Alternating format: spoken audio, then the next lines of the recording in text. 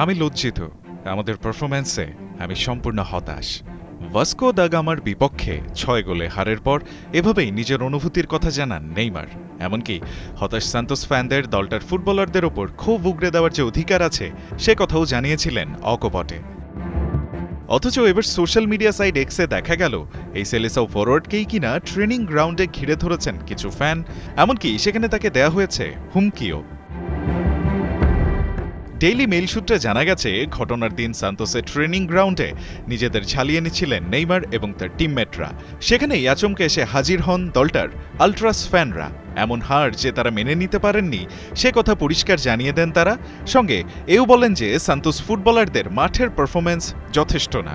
এখানেই শেষ হয়নি ব্যাপারটা, আকারে ইঙ্গিতে হুমকিও দেয়া হয়েছে এই সুপারস্টারকে।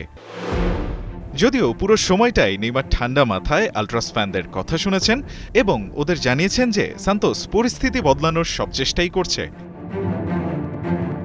নেইমারের দাবি যে ভুল না সেটা টের পাওয়া গেছে ম্যাচের পর সান্তোস কোচের বরখাস্ত হওয়ার সময়টাতেই। যদিও কতটুকু তাতে পরিস্থিতি বদলাবে তা নিয়ে আছে যথেষ্ট সন্দেহের জায়গা, কারণ ব্রাজিলিয়ান সিরিয়াতে সান্তোসের অবস্থান এখন টেবিলের ১৫ নম্বরে। এমনকি শেষ ১৯ ম্যাচে দলটার জয় আছে কেবল ৬টিতে। সব মিলিয়ে সান্তোসের অবস্থা লিগে কেরোসিন হলেও আলট্রাস ফ্যানদের ট্রেনিং গ্রাউন্ডে এসে নেইমার সহ বাকি ফুটবলারদের হুমকি দেওয়ার ব্যাপারটা ব্যাপক সমালোচনার জন্ম দিয়েছে সোশ্যাল মিডিয়াতে। রায়ান আহমেদ, ৭১।